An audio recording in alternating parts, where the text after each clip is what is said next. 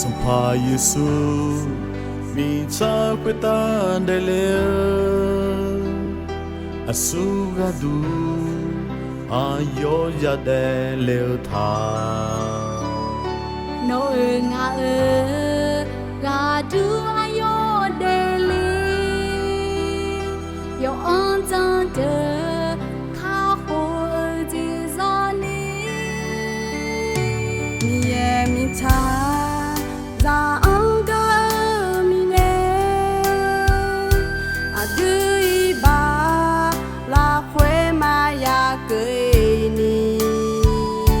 no nga ga du ayo dele yon zong de kha ho ji zani yo ha du yo chan de la ka che ni sa ho ji ino ne no de zio ke le yo ha du yo chan de la ka che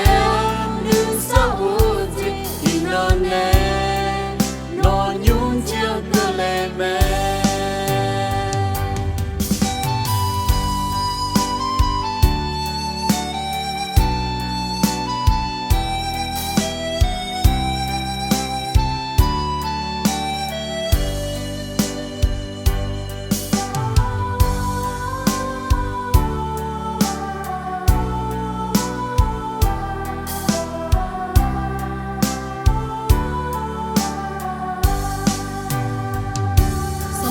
Yesu mi cha quy ta dele su adu ayo ya dele tha no nga ga du ayo dele yo an jan de ka ko je zani mi ye mi cha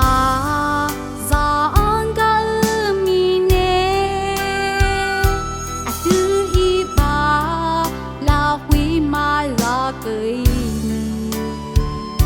no nga ga tu ayo dele yo an jang de kha ko je zani yo an ha de yo jang de la ka che nu sa o ji ina ne